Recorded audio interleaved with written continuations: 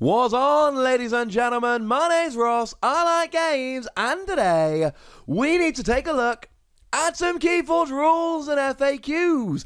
The new version of the rulebook has been released, revealed, call it what you will, so we need to go and take ourselves a little bit of a look at them. Now, most of this is going to be the FAQ, but we do have a few things we need to have a chat about before we get rolling.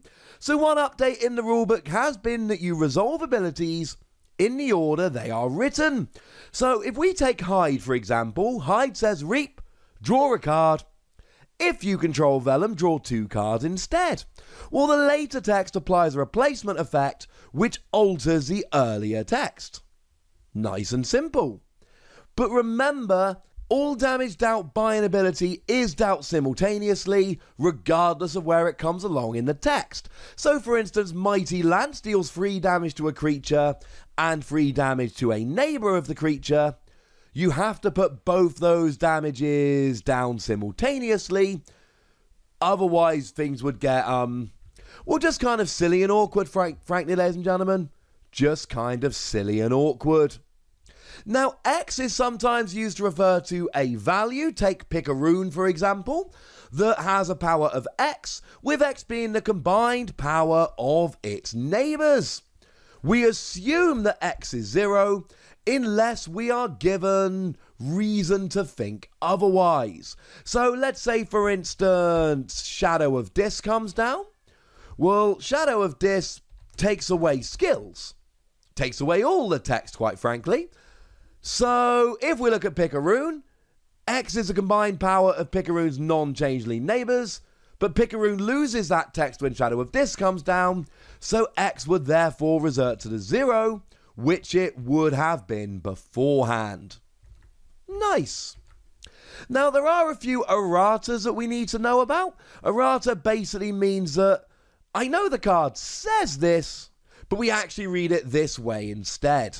So Auto Legionary actually reads, put Auto Legionary on a flank of your battle line. While in the battle line, it is considered a creature with 5 power and belongs to all houses. But it should read, put Auto Legionary on a flank of your battle line. While in the battle line, it is considered a creature with 5 power and may be used as if it belonged to the active house. It basically means you can use it regardless, but it remains a Saurian creature. Experimental Therapy actually reads, this creature belongs to all houses, but it should read instead, this creature may be used as if it belongs to the active house. Same deal as we saw before. It doesn't actually belong to all the other houses, but it does give you the option of using it. We don't want it to actually belong to the other house. That would throw up all kinds of ruling awkwardness. Pain Reaction reads, deal 2 damage to an enemy creature. If this damage destroys that creature, deal 2 damage to each of that creature's neighbours. But it should read, deal 2 damage to an enemy creature. If this damage destroys that creature, deal 2 damage to each of that creature's neighbours after it leaves play. So the difference is in the timing of when the damage is actually put down. And finally, Tendrils of Pain actually reads, deal 1 damage to each creature. Deal an additional 3 damage to each creature if your opponent forged a key on their previous turn. But it should read, deal 1 damage to each creature. Deal 4 damage to each creature instead if your opponent forged a key on their previous turn. Now this is huge because it actually has made it a more powerful card. It has gone from 3 extra if your opponent forged a key to 4. That has materially changed the card in terms of how much damage it does. That's kind of big. And then we have a bunch of FAQ stuff that we need to be having a look at. And there's quite a few of these, so we might go at a fairly swift pace. So MALEFICORN then comes in, and that actually brings 4 enhanced damages into your deck. And after an enemy creature is dealt damage by a damage bonus icon, you deal 1 damage to that creature.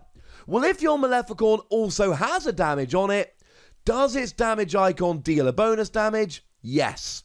Creatures are in play before their bonus icons trigger, so this would be online before you deal damage.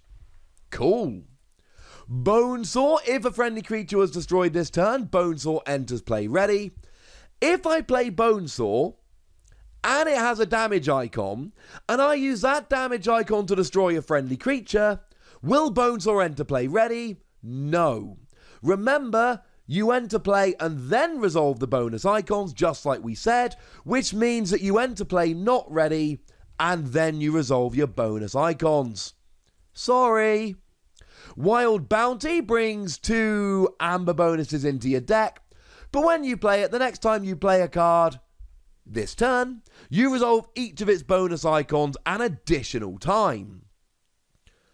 Is it referring to all the icons on a card, or just the icons added to that card by the enhanced keyword? All of them.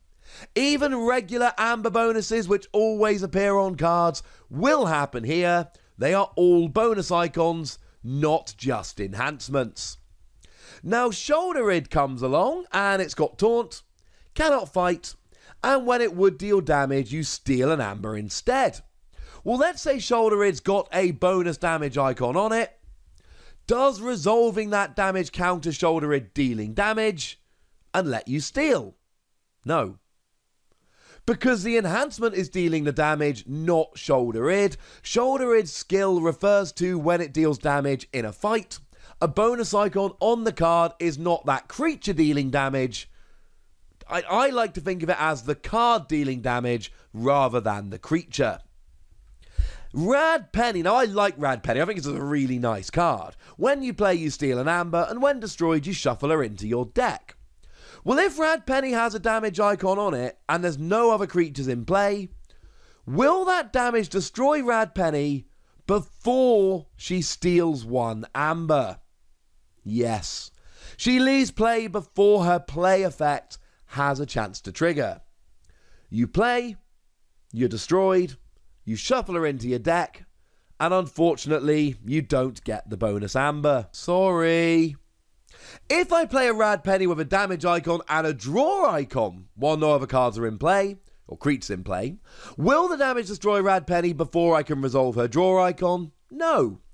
Once she's played, all bonus icons will resolve, even if the card leaves play. So you don't get to steal the amber, but you do get the extra draw card. It's better than nothing, ladies and gentlemen. It's better than nothing. If I play a card with 2 bonus damage icons, and my opponent has a 1 power creature with a ward counter, can I destroy the creature? Remember, a ward counter protects you from damage once, you just remove the ward counter instead. So the question essentially is, are these applied simultaneously or one by one? And the answer is, each damage icon resolves separately, so the first damage icon resolves the ward counter, or removes it, and the second damage icon actually damages the creature. Because it is a 1 power creature, ha! Gutted. He gone. Now, OPTIO GORKUS is a new card from the new set, Mass Mutation. Each of its neighbours gain destroyed. Move each amber on this creature to a neighbouring OPTIO GORKUS. Okay. Well, if I've got it in play with an Imperial Scutum attached, that is the upgrade that says this creature gains 2 armour and destroyed. Move each amber on this creature to the common supply. Can I use the destroyed effect on OPTIO GORKUS' neighbours to move all amber on them to OPTIO GORKUS before I use the destroyed effect on Imperial Scutum to return all that amber to the common supply, basically just keeping it away from your opponent? Yes. What we have here is that the active player chooses the order of the destroyed effects. They happen at the same time, so if it happens on your turn, you can choose the order in which it happens. Of course, if it happens on your opponent's turn, they would probably choose the opposite order, such that you would lose the amber. Gutted, quite frankly, ladies and gentlemen. Gutted. Now, DRECKER's got a rather nice skill that says damage dealt to its neighbours during fights is also dealt to DRECKER, and when you reap, you steal an amber. Well, if 2 DRECKERs are neighbours and I fight one of them with my 2 power creature, what happens? The answer is both DRECKERs simultaneously take 2 damage. The damage is only dealt once and it does not trigger any more instances of damage. Otherwise, you'd have this weird situation where it deals 2. Oh, but then it deals 2 to the other, and then it would just ping back and forth until all the DRECKERs went away. And that would be frankly sad, ladies and gentlemen. that would be frankly sad. So let's say we've got SINESTRA and we've got DEXUS. Now, SINESTRA comes along, and after your opponent plays a creature on their left flank, they lose 1 amber. And DEXUS comes along and says after your opponent plays a creature on their right flank, they lose 1 amber. Oh yeah, can you see where this is going? What happens if they've got no creatures out and they play one? Do they lose 2 amber? Yes. Because when you're the only creature on the battle line, you are on both the left flank and the right flank. Therefore, you lose 2 amber when you play it. Mean? No arguments there, ladies and gentlemen. But unfortunately, it's the way it is. Feel free to be upset about it. Now, lethal distraction. This, when you play it, you choose a creature, and for the remainder of the turn, whenever this creature takes damage, it takes an additional 2 damage. Well, if I play 2 copies of that, and then I deal 1 damage to the creature, how much damage do they take? They take 5. 1 normally, and 2 from each lethal distraction. Or to put it another way, yeah man, they totally stack, woo, etc. Now, Mimic Gel is a fun little card that was always going to lead to a few rulings here and there. Mimic Gel is the one where you play it down, and it enters as a copy of another creature in play, except it belongs to logos. So if I'm copying a creature that has damage counters, power counters, ward counters, upgrade, etc., does Mimic Gel copy all of that? No. You only copy the base unaltered card. Any other counters, etc. it has on do not get copied. Well, if I play Mimic Gel and I use it to copy Crash Muldoon, it's got deploy, enters play ready, and it's got an action that lets you use a neighbouring non-Star Alliance creature, can I use a deploy ability to have it enter anywhere in the battle line, and will it enter play ready? Yes, because you're playing it as a copy of Crash Muldoon, and Crash Muldoon has those skills. What if you copy Auto Legionary? Then it becomes a 5-power creature that can be used as if it belonged to the active house, just like Auto Legionary. You cannot copy it when it's still an artifact, but as soon as it turns into a creature, yeah man, go nuts. Now, Redacted. I have loved Redacted since it was first revealed, and Redacted has done nothing but let me down over and over again. It is the one where at the beginning of your logo's turn, you place an amber from the common supply on it, and when there are 4 or more on there, you sacrifice it and forge a key at no cost. If I put a 4th amber on Redacted through a method other than its own ability, can I immediately sacrifice it and forge a key? No. Redacted has one ability that allows you to, when you choose logos as your active house, place an amber on it and then sacrifice it to forge a key if there are 4. You cannot use the forge a key part of the ability independently. It must be when you put a counter on it using its main ability. Sorry. So Discombobulator then. It is an upgrade that says this creature gains your amber cannot be stolen. How does that work with Gargantodon, which says that each amber that would be stolen is captured by a creature controlled by the active house instead? My opponent tries to steal one of my amber. What happens? Nothing. Discombobulator says your amber cannot be stolen. So there's nothing for Gargantodon's replacement effect to replace. You cannot do anything instead of stealing if the stealing does not happen. So Post Pixies is a very fun little card. What it does is it says that amber stolen or captured from your pool is taken from the common supply instead. We've then got Sir Marrows that says your opponent, anytime they gain amber by reaping, Sir Marrows captures it. So, if my opponent has 2 copies of Sir Marrows, and I reap with Post Pixies, do both of the Sir Marrows capture amber from the common supply? Yes. Each of Sir Marrows, each one of them sees the amber that you would gain from reaping, both try and capture it. Normally, only one of them would be able to capture it, But because Poe's Pixies replaces the capture attempt with a capture from the common supply, they both can do it. They're not trying to capture the same amber. They are both trying to capture from the common supply, which they are both totally able to do so. How weird is that? I like this ruling, mostly because it's weird and I didn't quite see it coming and I kind of love it. Now going back to Shoulder Id, remember, cannot fight, and when it would deal damage it steals an amber instead. If it is attacked by a creature with 6 armor, does it still steal 1 amber? Yes.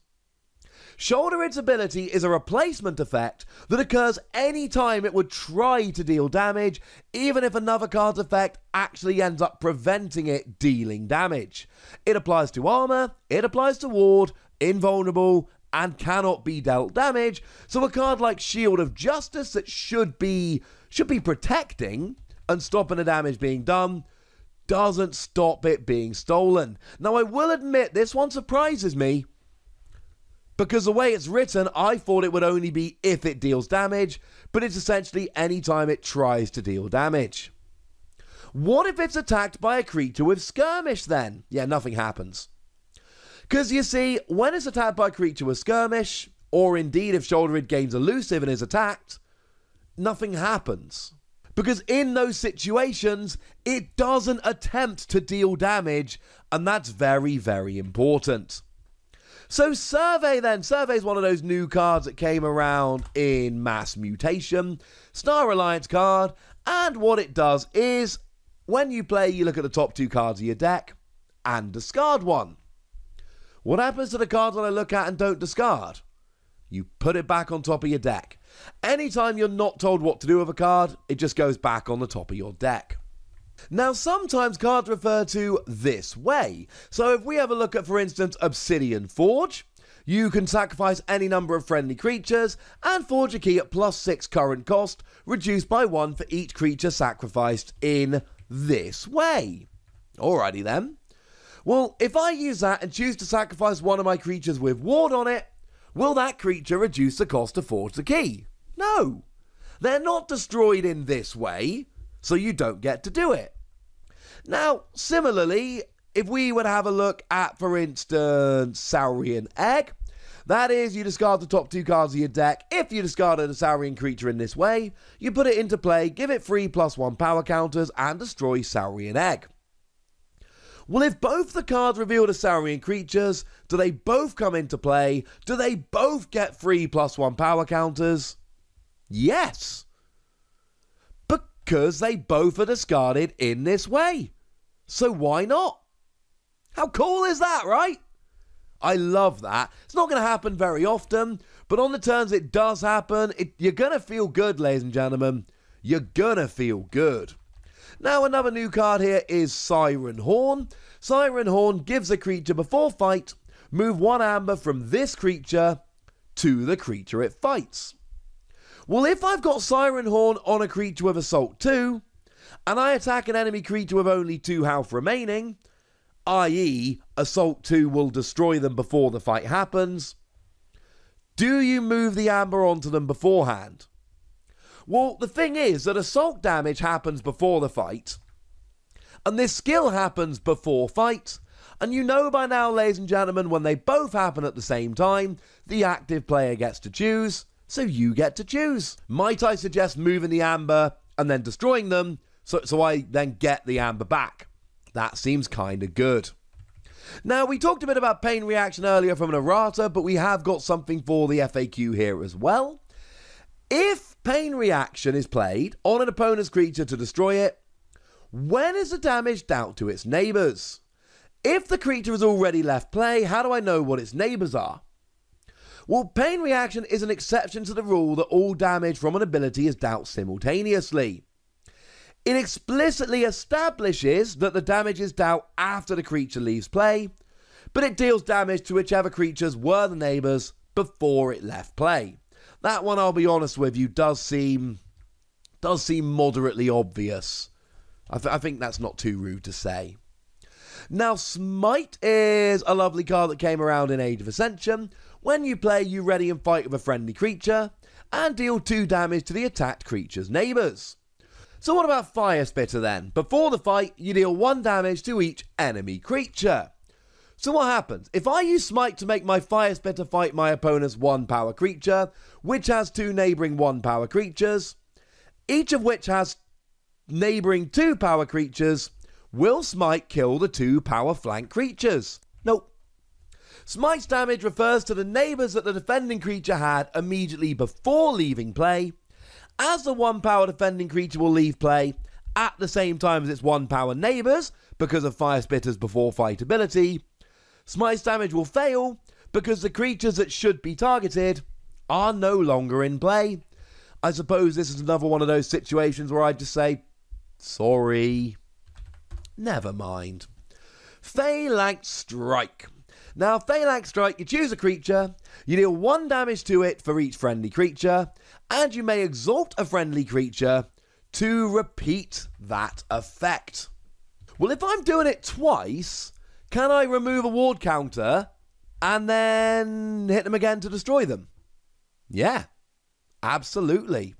Phalanx Strike is an exception to the rule that all damage is dealt simultaneously, because it's clearly not, right? It is clearly 2 separate instances, and each instance the damage is done simultaneously, but you're clearly reusing the effect. So you can take away the ward counter, and then the second lot of damage will take them down.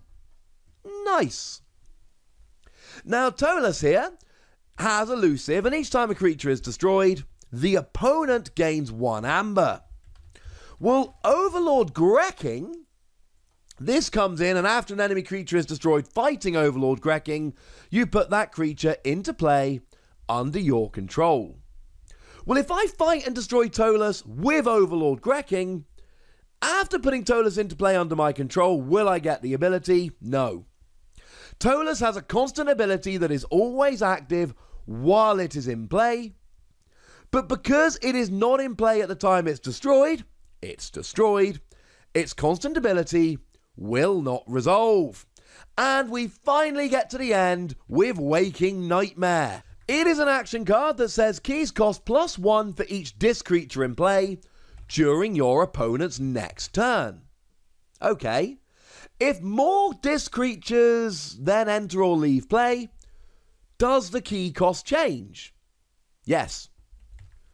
It says that during your opponent's next turn, keys will cost +1 amber for each disc creature in play. So they can destroy disc creatures to make keys cheaper, or I suppose play disc creatures to make them more expensive, which they wouldn't want to do, but they might really want to play disc creatures, but if they do, they have to make their keys more expensive to do so. Another very cool ruling. So there we go, ladies and gentlemen, lots of new rules, lots of new FAQs, but it is something which is very, very important, so we had to have a chat about it.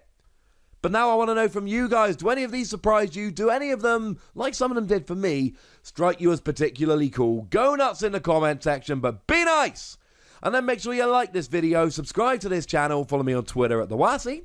That's where we talk Keyforge and a bunch of other games. And please do consider checking out patreon.com/PTCGradio, where you can support the channel, get some bonus podcasts and all kinds of fun stuff. But by far the most important thing as always, look after yourselves till next time, would ya? Thank you very much for watching. My name's Ross, and you've been watching Wossy Plays.